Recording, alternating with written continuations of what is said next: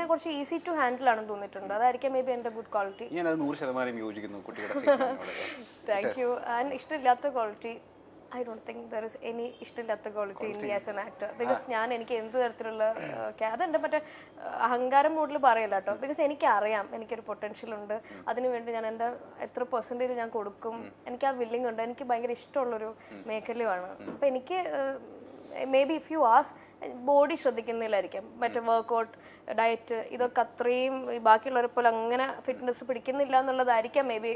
അതും ആക്ടിങ്ങിനായിട്ട് ഡയറക്റ്റ് ബന്ധമുള്ളതല്ല. വേണമെങ്കിൽ ചെറുപ്പത്തിൽ തന്നെ ഈ ഡാൻസ് കളിക്കുമ്പോഴൊക്കെ വളരെ ചെറുപ്പത്തിലേക്ക് ഭയങ്കര എക്സ്പ്രസീവ് ആയിട്ട് ഡാൻസ് കളിക്കുന്ന കുട്ടികൾ എക്സ്പ്രഷൻസ് ഒക്കെ വാരി വിതരുന്ന ചെറിയ പ്രായത്തിൽ പിള്ളേർക്കൊക്കെ എക്സ്പ്രഷൻസ് എന്നൊക്കെ പറഞ്ഞുകൊണ്ട് ചിലപ്പോൾ അറിയണ്ടായിരിക്കില്ല. എന്റെ അമ്മയാണ് അതിന്റെ ഫുൾ ക്രെഡിറ്റ്. ആള് എക്സ്പ്രഷൻ, ആള് ഡാൻസ് ടീച്ചർ ആണല്ലോ. എക്സ്പ്രഷൻ ഇമ്പോർട്ടന്റ് ആണ്. ഓരോ വരിയിലും ഓരോ സ്റ്റെപ്പിലും ഈ എക്സ്പ്രഷൻ എന്ന് പറഞ്ഞിട്ട് നമ്മൾ ഫീഡ് ചെയ്യും. പിന്നെ അത് നമ്മൾ രജിസ്റ്റർ ആയി കഴിഞ്ഞാൽ പിന്നെ നമ്മൾ എന്ത് കളിക്കുമ്പോൾ ഓട്ടോമാറ്റിക്കലി ഒരു എക്സ്പ്രഷൻ വരുന്ന പോലെയാണ്. ഈ ഇത്രയും എക്സ്പ്രസീവ് ആയിട്ട് ഡാൻസ് കളിക്കുന്ന കുട്ടിയെ കണ്ടിട്ട് അന്നത്തെ ടീച്ചർമാരും ഇതുപോലെ ആൾക്കാരൊക്കെ പറയുമായിരുന്നു എന്തായാലും കുട്ടി സിനിമയിൽ പോകട്ടോ എന്നുള്ള കാര്യം. പറയാം, അവർക്ക് വലിയ അത്ഭുതം ഉണ്ടായിരുന്നില്ല സിനിമയിലൊക്കെ എത്തി എന്ന് പറഞ്ഞപ്പം. അങ്ങനെയായിരുന്നു. അടിപൊളി. കാസ്റ്റ് ചെയ്തിട്ട് ഒരു സിനിമയിൽ പെർട്ടിക്കുലർ സിനിമയിൽ കാസ്റ്റ് ചെയ്തിട്ട് ഓഫർ മാറിപ്പോയ അനുഭവങ്ങൾ എന്റെ ലൈഫിൽ ഉണ്ടായിട്ടുണ്ടോ? ഒന്ന് രണ്ട് ഇൻസിഡന്റ് പറയാം. സ്പെസിഫിക് ആയിട്ട് പേര് പറയാൻ താല്പര്യമില്ല. ഒരു പെട്ടെന്ന് ഓർമ്മ വരുന്നത് അതെനിക്ക് ഭയങ്കര വിഷമമായിരുന്നു. ഒരു തമിഴ് ഫിലിമാണ് അത്. ഈ പറഞ്ഞ പോലെ കാസ്റ്റ് ചെയ്തു.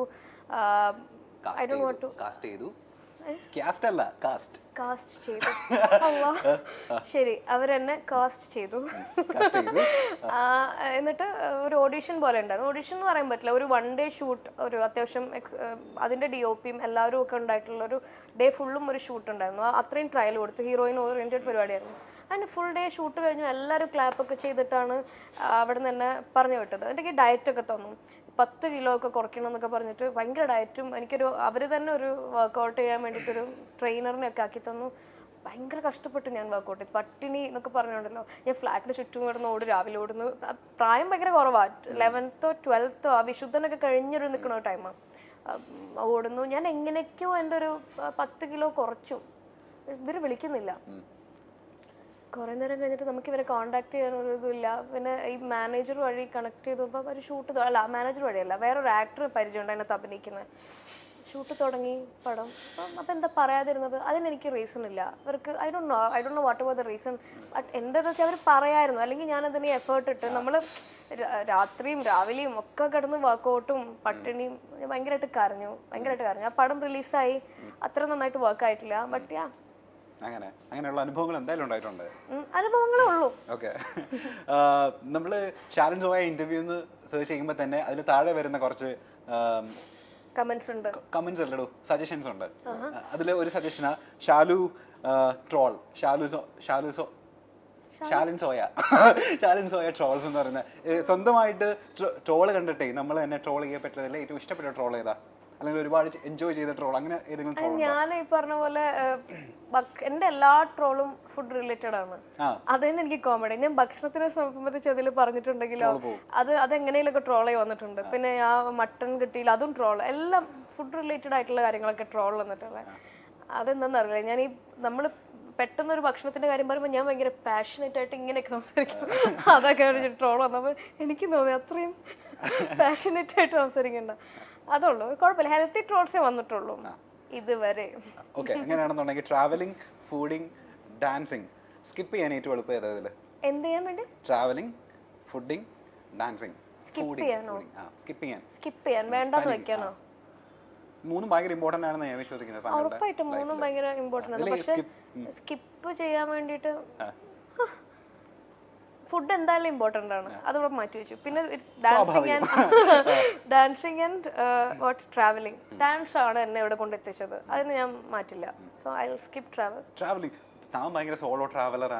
ആണ്. പക്ഷെ എന്നെ ഞാനാക്കിയ ഡാൻസിനെ ഞാൻ മറന്നു കഴിഞ്ഞാൽ ഞാനൊന്നും മനുഷ്യനൊരു ക്വാളിറ്റി ഇല്ലല്ലോ. ഈ കുക്കിന്റെ കാര്യം പറഞ്ഞപ്പോഴാ കുട്ടിയുടെ കുക്കിംഗ് വീഡിയോ ഈ പറഞ്ഞ പോലെ ഒരു ട്രോൾ ഞാൻ കണ്ടിരുന്നു. സത്യം പറയാ കുക്കിംഗ് ചെയ്യാൻ നന്നായിട്ട് അറിയുന്ന കുട്ടിയല്ലേ? പിന്നെ ഞാൻ അറിയുന്നു. അത് ഞാൻ കണ്ടായിരുന്നു. ഒരു 11 ഡിഷ് ഉണ്ടാക്കിയതാണ്. അത് ഞാൻ വായിച്ചില്ല, ട്രോളും കണ്ടില്ല. പക്ഷെ ആ ഒരു ക്യാപ്ഷനും അതിന്റെ ഒരു ഭൂമിശാസ്ത്രമൊക്കെ നോക്കി ട്രോളാണ്. അല്ല, അത് പറഞ്ഞത് സത്യമാണ്. കുക്ക് ചെയ്യാൻ അത്യാവശ്യം അറിയുന്ന കുട്ടിയല്ല, നോമ്പ് സമയത്തൊക്കെ അത്യാവശ്യം അടിപൊളിയായിട്ട് കുക്ക് ചെയ്യുന്നൊക്കെ ഞാൻ അതെ, ഞാൻ ആ പറഞ്ഞ സാധനം കറക്റ്റ് ആണ്. കറക്റ്റ് ആണ്. എന്റെ അടുത്ത് പ്രൂഫ് ഉണ്ട്. ട്രോളിക്കോ, പക്ഷെ ഞാൻ പറഞ്ഞ സത്യമാണ്. കുഴപ്പമില്ല, അത് വിശ്വസിക്കാൻ കുറച്ച് ബുദ്ധിമുട്ട് എനിക്കുണ്ടായിരുന്നു. ഞാനാണോ അത് മറ്റേ സാധനമല്ലേ, പക്ഷെ സത്യമാണ്. ആക്ടിങ്ങും ഡിറക്ഷനും അല്ലാതെ സിനിമയിൽ എക്സ്പ്ലോർ ചെയ്യാൻ ആഗ്രഹിക്കുന്ന ഒരു മേഖല ഉണ്ടെങ്കിൽ അത് ഇതാണ്. പ്രൊഡക്ഷൻ ആണോ? I want to make like I want to create opportunities for people like ഇങ്ങനെ ആരുമില്ല, സപ്പോർട്ട് ചെയ്യാൻ ആരുമില്ല, but they need a platform എന്ന് ആഗ്രഹിക്കുന്നവർക്ക് I need to be available for them. Come on man, we are there. ഞാൻ എന്തെങ്കിലും ഒരു കഥയുണ്ട് കേട്ടോ, പക്ഷെ എന്നെ നായകനാക്കി ഞാൻ പ്രൊഡക്ഷൻ തരാനുള്ള അവസരം എനിക്ക് തരുമോ? Inshallah we can talk. I have a production company actually in Few Humans എന്നാണ് പേര്. ആണോ? Few Humans എന്ന് പറഞ്ഞാൽ തന്നെ കുറച്ച് മനുഷ്യർന്നേ ഉള്ളൂ അതിന്റെ ബാക്കിൽ. അല്ലാണ്ട് എന്റെ പേര് ഷവലിൻ ഫോയ പ്രൊഡക്ഷൻ എന്നൊന്നും ഞാൻ ഇട്ടിട്ടില്ല. എനിക്ക് I just need ആ ആളുകൾക്ക് കുറച്ച് മനുഷ്യന്മാരുണ്ട്. ഇപ്പൊ എന്റെ ഈ പടത്തിന്റെ ഷൂട്ടിന്റെ ഇടയ്ക്ക് തന്നെ ഉണ്ടായ മൊമെന്റിൽ ഞാൻ ഇവരൊക്കെ കൊണ്ടുവന്ന് അവിടെ കൊണ്ട് എത്തിച്ചു. ആ മൊമെന്റിൽ എനിക്ക് ഒരു ദിവസം ഭയങ്കര തലവേദന, ഇപ്പൊ മൈഗ്രെയിൻ ഉണ്ട് എനിക്ക്. അപ്പൊ ഈ ഒരു ജംഗ്ഷനിലൊരു ഷോട്ട് ഒന്നും എടുക്കുന്നത്, അപ്പം എനിക്ക് തലവേദനയായിട്ട് നിൽക്കാൻ പറ്റുന്നില്ല. അപ്പം ഞാൻ ടാബ്ലറ്റ് ഒക്കെ കഴിച്ചിട്ട്, ഞങ്ങൾക്ക് അങ്ങനെ വലിയ ഭയങ്കര രാജകീയ സെറ്റൊന്നുമല്ല, കസേര ഒന്നും ഉണ്ടാവില്ല. അപ്പം ആ ക്യാമറയുടെ ഒരു സ്റ്റൂളുണ്ടല്ലോ, അതെടുത്ത് നിലത്തിങ്ങനെ കിടന്നിട്ട് ഞാൻ ഇങ്ങനെ കണ്ണടിച്ച് ഉറങ്ങിയിട്ട് ജസ്റ്റ് ഒന്ന് നോക്കുമ്പം ഇവരൊക്കെ അങ്ങോട്ടും ഇങ്ങോട്ടും ഓടുക. അപ്പം ഞാൻ ദൈവം, ഞാൻ എഴുതിയൊരു കഥയ്ക്ക് ഞാൻ ഉണ്ടാക്കി എൻ്റെ ഒരു ഡ്രീമിന് വേണ്ടി ഇവർ കിടന്ന് ഓടുന്നുണ്ടല്ലോ, അതൊക്കെ ഭയങ്കര മൊമെൻ്റ് ആയിരുന്നു. അപ്പോൾ ആ ഒരു ഫ്യൂ ഹ്യൂമൻസ്, കുറച്ച് മനുഷ്യന്മാർ ഉണ്ടെങ്കിൽ, മര്യാദയ്ക്കാണെങ്കിൽ, അവരുടെ ഇൻറ്റൻഷൻ പ്യുവർ ആണെങ്കിൽ you can do it എന്ന് പറഞ്ഞൊരു സംഭവമാണ്. അപ്പോൾ എങ്ങനെ ഞങ്ങളെ സമീപിക്കേണ്ടത് ഇതുപോലെ കഥയായിട്ട്? You can talk to me. I mean mail ചെയ്താൽ മതി. അതിനകത്ത് ഒരു ഇൻസ്റ്റാഗ്രാം പേജ് ഉണ്ട്, ഒഫീഷ്യൽ പേജ് ഉണ്ട്, ഒരു മെയിൽ ID ഉണ്ട്, ഹാൻഡിൽ ഉണ്ട്. അതിനകത്ത് കമ്മ്യൂണിക്കേറ്റ് ചെയ്താൽ മതി. ഐ മീൻ ഞാൻ അങ്ങനെ ഡെഫിനറ്റ്ലി ഇൻഷാല്ലാ നമുക്ക് നോക്കാലോ. ഓക്കെ, ഞാൻ ഈ നേരത്തെ ഇന്റർവ്യൂ തുടങ്ങുന്നതിന് മുന്നേ ചോദിച്ച പോലെ ഈ ഗണപതിയെ പണ്ട് ആങ്കറിംഗ് ചെയ്ത സമയത്ത് ഇന്റർവ്യൂ ചെയ്യാനുള്ള ഒരു അവസരം ഉണ്ടായിട്ടല്ലോ, അതേ ഗണപതി നമ്മളെ നായകനായിട്ട് ഒരു സിനിമയിൽ വന്ന സമയത്ത് നിങ്ങൾ കമ്മ്യൂണിക്കേറ്റ് ചെയ്തിരുന്ന എനിക്ക് ഓർമ്മയുണ്ടോ?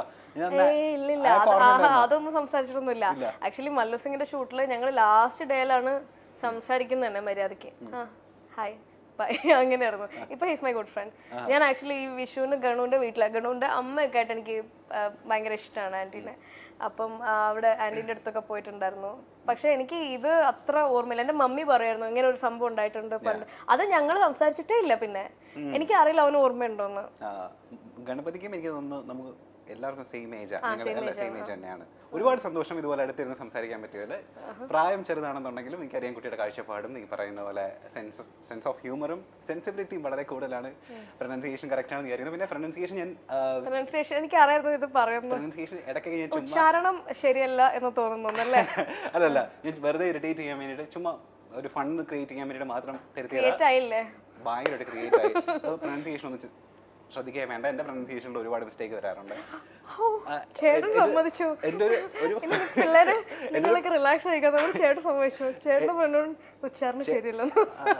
എന്റെ ഒരു ഇന്റർവ്യൂ ഉണ്ട് ആൻസലി പറഞ്ഞ പോലെ, നമ്മളെ നാനീനെ ഇന്റർവ്യൂ ചെയ്യുന്നത്.